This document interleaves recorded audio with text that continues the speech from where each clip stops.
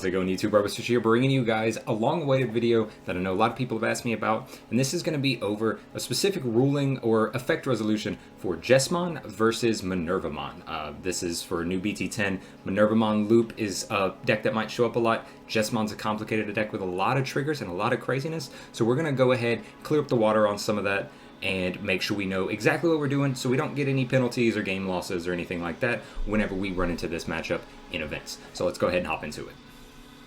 Alright everyone, so before we get into the actual interaction, I feel like it's important to go over what the cards are and each of their effects individually, and then I'll set the board state up because there are a lot of cards. You can see this stack of cards, there's a lot of things to go over. So without further ado, let's go ahead, hop into the cards. The first one we're going to go over is going to be Minervamon. This is one of the cards that is the main issue for a lot of confusion in this. What we're worried about here, I'll have the card up as always on screen, is Minervamon's opponent's turn effect. Whenever they play a Digimon, you can play a level 4 or lower Digimon from your trash without paying its memory cost and without activating on play effects. As well, we're going to have 4, these are Quetzalmon. This could just be any level 4 or lower Digimon. I just chose Quetzalmon because they were nearby. So we're going to have 4 Quetzalmon in trash. Minervamon will be on the field for this example. Next up, we're going to go from bottom to top for the cards that we're going to encounter for the Jessamon side of things. This is the thing. This part is easy. It's when the Jessamon kind of pops off that little things happen.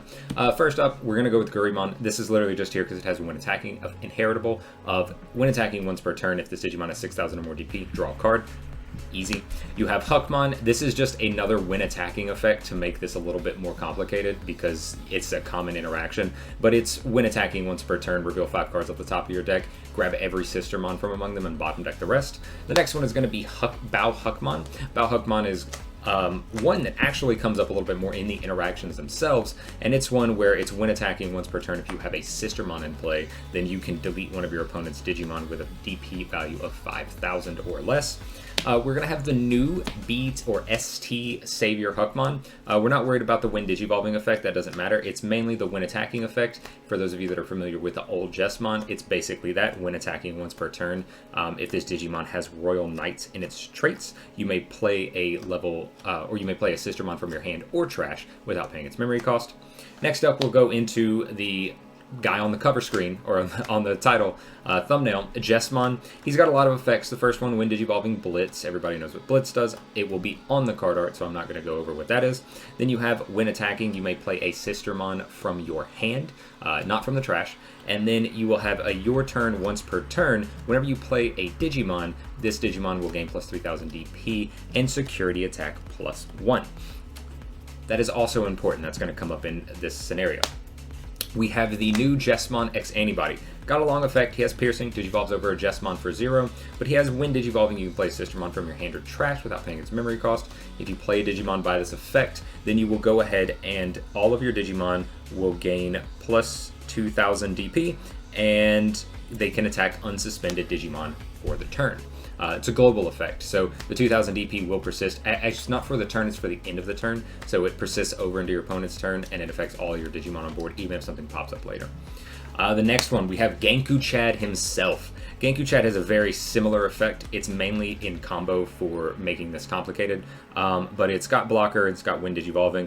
It does the same thing, it plays a Sistermon, and then you, of course, the card art will be on screen, and then you're able to go ahead and keep them from being bounced, and then they will also get plus 2k DP. Then we have Jessamon GX, the custom card itself. This card digivolves on top of a Royal Knight, level 6 Royal Knight for 5 cost, 5 black as well, black or red. And then it's when digivolving, you may place a Royal Knight's trait Digimon with a play cost of 13 or less. This is going off at the top of my head. Of course, the card will be on the screen. With a play cost of 13 or less from your trash or your hand, underneath this Digimon's Digivolution cards, activate one of that Digimon's when digivolving effects, then Blitz. So that's going to come up on how that all works. But next up, we're going to go into one of the other problem cards that makes this a little bit more crazy, is Sistermon Seal. Sistermon Seal BT10 is on play if it is your turn. You may digivolve one of your Digimon into a Digimon with Royal Knights in its traits without or paying its memory cost. And then we have 2 copies of that. That's important. We're also going to have a Sistermon Blanc. This is the original Sistermon Blanc. All we're worried about here is the on play, draw 1 card. It really just has an on-play effect. And it's the same thing with Old Sistermon Seal from BT6, on-play gain of memory. That is going to be it for the cards that we're going to go over. I'm going to set up the board state, and then we're going to go over the interaction from there. All right, everyone, so here is our board state. Player B controls Minervamon, and then they have their 4 Quetzalmon in trash. Player A controls the Savior Huckmon stack with the Bao Huckmon, Huckmon, and Gurimon in its source, and then this is our hand. All the cards that I went over before, if they are not currently on the field, they are actively in the hand. So, first and foremost, what we're going to do is we're going to scoot this stack over because this is going to be a tall boy stack. We're going to go ahead Digivolve Savior Huckmon into Jesmon. Assume at this point that the memory passes over to your opponent's side, and then now you will be able to activate Blitz. So at this current point, you have only one pending effect. You have Wind Digivolving Blitz. So we will Wind Digivolving Blitz, attack with Jesmon.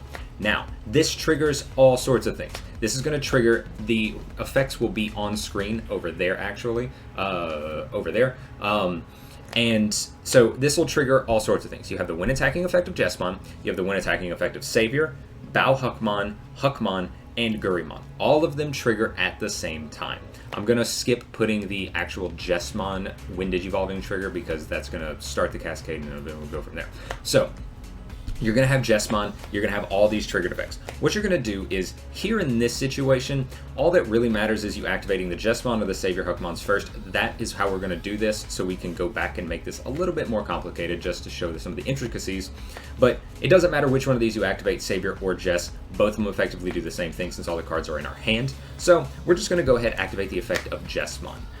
This is going to play out Sistermon Seal. I'll go ahead and place it over here. Sistermon Seal, of course, has its on-play effect that lets us Digivolve one of our Digimon into a Royal Knight in its traits for its Digivolution cost. When we play Sistermon Seal, this triggers two things. It triggers the on-play effect of Sistermon Seal. It triggers the Your Turn effect of Jesmon to gain the DP and get the security attack.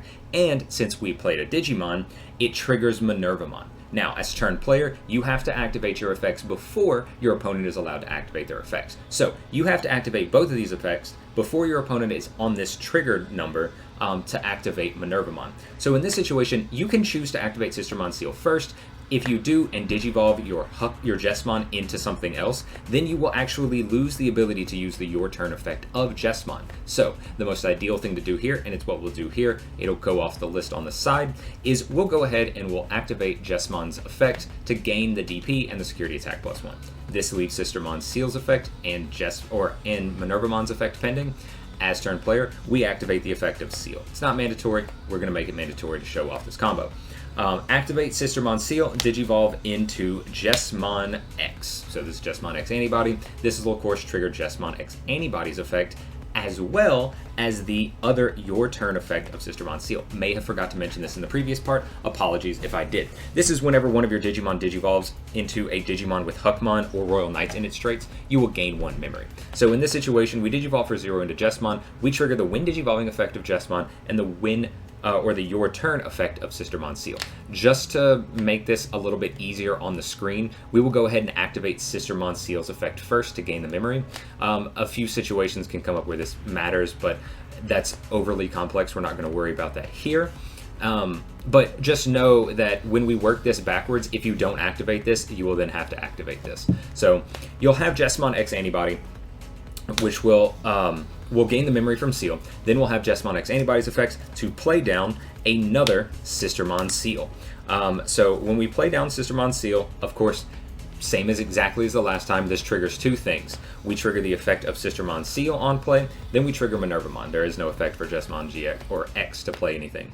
So we trigger both of these. Turn player, you have to activate the effect of Sistermon Seal first. So you will go ahead, activate Sistermon Seal, Digivolving your Jesmon X Antibody into Jesmon GX. It is important to know in all this, even though you've attacked with Blitz and the memory has moved over to your opponent's side, it is still your turn. I did not mention that on the first one, but it is still your turn until all of your effects finish activating. So even though the on-play effect says if it is your turn, it is still currently your turn because your effects have still pending activations that you have to complete, as well as a current attack. So, little side note just to know it's important. So we Digivolve into Jesmon GX, of course, similar to the effect of the last list of pending effects. We have the Your Turn effect of the new Sistermon Seal, and then we have the Wind Digivolving effect of Jesmon GX. Here, of course, just to make it easy, we're going to activate Seal, gain the memory, then we're going to activate Jesmon GX's ability. This is where the Genkumon comes in play. We're going to go ahead and slot underneath, make sure I do this right. You add this Digimon as its bottom Digivolution card. So we're going to go ahead and slot Jesmon or Genku Chad X underneath all the way at the bottom, and then it doesn't trigger, we activate its Wind Digivolving effect. So at this point, we will activate its Wind Digivolving effect to play a Sistermon Blanc. Note, it now is the point where we would do then Blitz. Since we're still in the middle of the effect, you have to finish resolving Blitz first, if this were a different situation and this stack was unsuspended. But in this situation, we activate in the middle, so you would Blitz first before you were able to trigger any on-play things.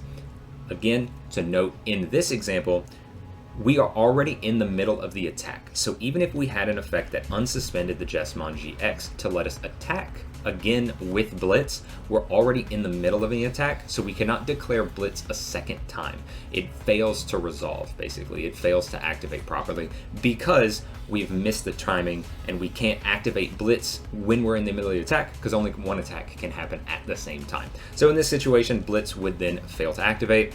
And then now is the point where we have more triggered effects.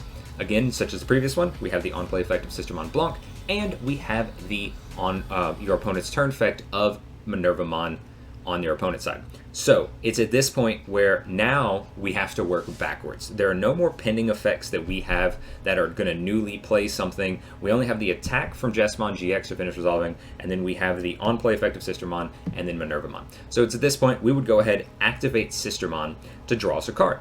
And then we would go, now that we don't have any more pending effects, we go over to our opponent's side. Our opponent has a Minervamon effect, so here they will go ahead, play out Minervamon. No on-play effects would activate, so that helps it, but we don't have anything else that makes this crazy. So we'll do that, and then we go back to the last pending effect. It was Seal if you didn't gain the memory, but in this situation we did, so the only other thing we have left is the Minervamon's past effect. So then we'll play out another one for the Minervamon that got triggered at the same time as the Seal was played. Now we go back, we have one more from the first one, so we'll play out another Quetzalmon. So it's at this point now that we have caught back up, we've worked ourselves backwards, and now we have just more when attacking effects left to activate. We have Savior Huckmon, Bao Huckmon, Huckmon, Gurimon. You can activate these in any order. You can activate the Gurimon to draw a card. I'll go ahead and do that. So we'll do that. We'll activate Huckmon at this point. I'm going to mark this all off the list even though I don't have a deck. You'd reveal 5, you'd grab all your Sistermons, yada yada yada. So this leaves 2 other ones. You have the when attacking effect of Bao Huckmon and the when attacking effect of Savior Huckmon. Say we activate Savior Huckmon just to make it a little bit more complicated. Go ahead, play out a Sistermon Seal. This will, of course, trigger 2 things. Triggers the Seal, triggers the Minervamon. You activate as turn player first, you'll activate Seal, gain a memory. Minervamon will activate, playing the Quetzalmon. Our only other pending effect we have left is the Bao Huckmon's when attacking effect. So the Bao Huckmon in this situation is able to delete any of those Digimon that were played because they're all 5,000 DP or less. You also have a ton of big buff Sistermon on your side of the field thanks to all your other effects. So, and then the attack would finish. You'd hit security, you'd do any craziness after that, but this is the general layout. I made a nice little square somehow with all that, that's funny. But this is the general build on how this effect would work. You can, of course, make this overly complicated. You can add more on-play effects, or you can add more Minervamons, or you can add certain effects that would stop different things. Those are all things that are going to come up. It's too hard to go over them all in one video and make it coherent. I could make the most complicated video possible, but all that's going to do is confuse people and just have to reiterate some multiple questions over and over again in the comments down below. So instead, in this situation, what I'm going to do is I've given you the base set. If you have anything that you cannot work out through this, of course, like I said, over here on this side of the screen is where I'll have all the effects pending and then resolving them, activating them, going back from the bottom up to the top. If you have anything that you can't like insert in there that you think is going to cause you some difficulty, you can ask that in the comments down below. I'll be more than happy to answer. Just try to work it out backwards before you ask the question, because this is one of those where it's a very long, drawn out process and it would be kind of a pain to type out. It's one of those things that's a little bit difficult to just do in the comments. But if there's something maybe small, if you add like a little asterisk in there, I can try to answer that and just like pin it into part of the video, maybe around the point, like timestamp that part of the video or something like that. But that's enough rambling. That is going to be how this activation fully resolves. Alright guys, and that's really all I have for you today. This video is a little bit longer than I probably expected to be. I rambled at the end of the effect activation of the whole chain of effects that I had going on, but I felt like it was important to kind of detail how exactly I was doing it, how I would answer questions like this in the comments. I highly encourage you to try to work this backwards. If you can work this backwards, and my previous effect resolution with like, that will probably be at the end of the video or something like that tagged, or you can just look in a playlist, then you could probably figure out how a lot of these attack and effect resolutions work properly, as long as you also brush up on your game mechanics. But with all that being said, I hope this video was very educational to you guys. It was a fun video to make, required a lot of cards. I like complex scenarios like this. They're really fun to me to work out and then actually play out. So I also hope you guys learned something from this. I know a lot of people are excited for Jessamon. A lot of people are excited for Minerva Loop as well.